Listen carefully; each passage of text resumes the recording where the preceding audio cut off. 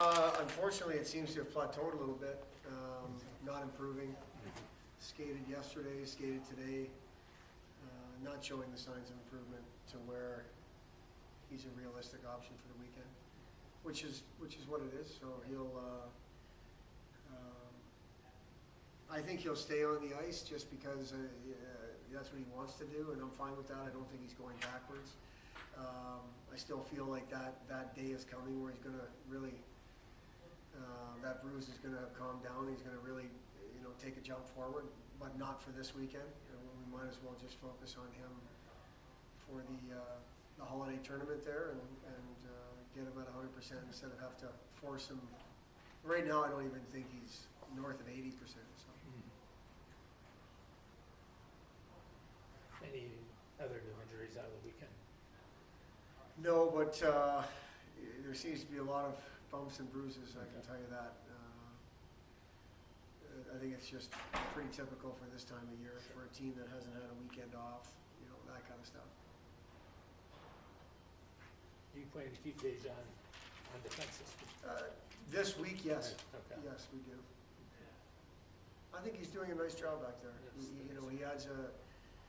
definitely adds an element. His skating is an element, no matter if he's on the back end or the front end in terms of pushing the pace. The mistakes he's making are ones that you would expect from someone that hasn't played defense regularly. But he's improving. I think he's picking it up, and he seems to like it. This weekend he'll be challenged again like he was last weekend, and we'll see how he does. When you look at the Pittsburgh weekend and beyond, have you made a decision on what you're going to do with Bergeron? No. I don't expect Ryan Carpenter to be ready for the Pittsburgh weekend based on where he is right now. But that's all speculation. I don't know that. I say that because we want it to be all part of when we're healthy, when we're totally healthy. What do we want our team to look like, and how are guys playing at that point? So up until then, we think it's close that we're there, but it's not right now. And I'd like to give Bergeron as much opportunity to get some experience back there and get some confidence back there and see what he does with that. So based on what you said, until the team gets healthy, you really won't know what you're... I really won't know what our lineup's going to look like.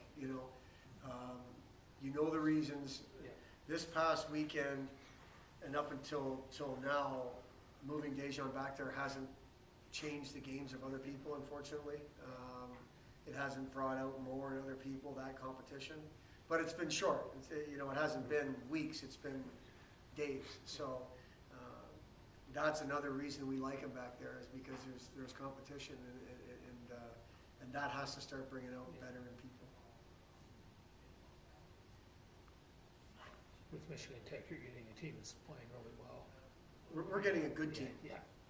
Regardless of how they're playing right now, which they're coming off of back-to-back ties with Bemidji, who Bemidji's proving to be a handful for anybody.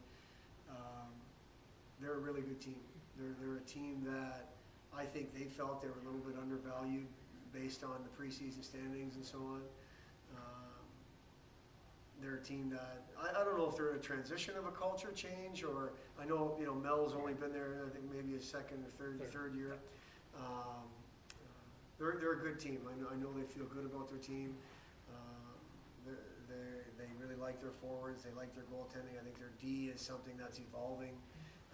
But we've got a very good opponent on our hands this weekend, and from what I understand, a tough place to play. When you look at the way they defend, they haven't been giving up much all year. No, and I think a lot of that goes to their goaltending. But yes, they're defending well. I know their penalty kill has been good. Things like that.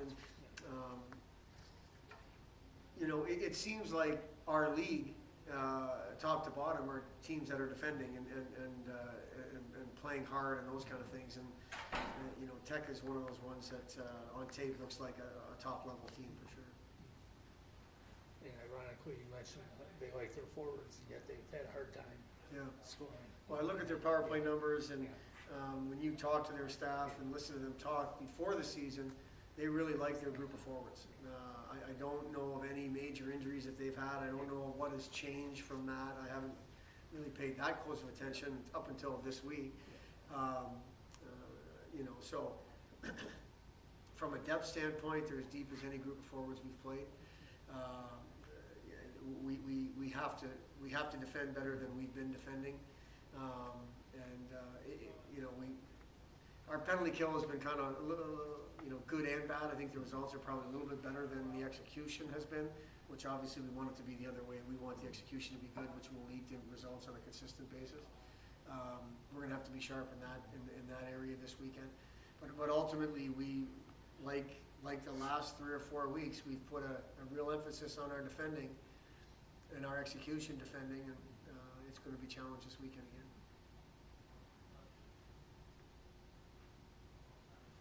And then overall, as you approach the week, just continuing to get better at all areas of the game and eliminating mistakes that are. Yes. Yeah. Yep. We haven't changed the approach. Yeah. The focus in practice today was being hard to play against and executing with and without the puck. I mean, that could be and will be the focus every day, but we made it intentional. We use those words specifically. We want to make sure that we're hard to play against today in practice, individually, collectively, brown against orange, and we want to be good with and without the puck in terms of our execution. That's what we need to be this weekend.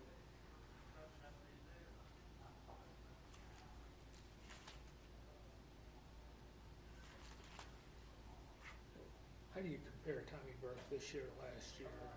Where he's at right now? He seems physically stronger. He's got a much more focused routine this year and defined routine in terms of what he does before and after both practice and games. It's a daily routine for Tommy.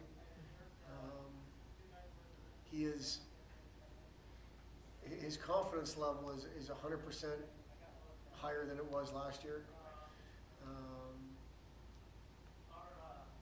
He almost seems a little bit different in a good way. There was games. I mean, games come to mind last year that he played really well. He stole a game at Ferris for sure the first night last season. His everything seems to be more mature and stronger. His pushes side to side, his play with the puck, his confidence level. He's progressing the way you would want him to progress. I do think, and we talked about this the last couple of weeks, that there's been a goal. Obviously not this past weekend, but there's been a goal in a game, in the last couple of games for him that he's wanted back. Again, not talking about this past Friday because he didn't give up any goals. He's working on that. He knows that's an everyday process as well. He's much more comfortable. And he's a kid that I can use that word and be confident that he's not getting comfortable. That's not what I mean, where you take your foot off the gas and you're comfortable. He's more comfortable around his teammates. He's more vocal. He's a sophomore compared to a freshman. That's what he is. And he's made some nice strides from his first year to his second year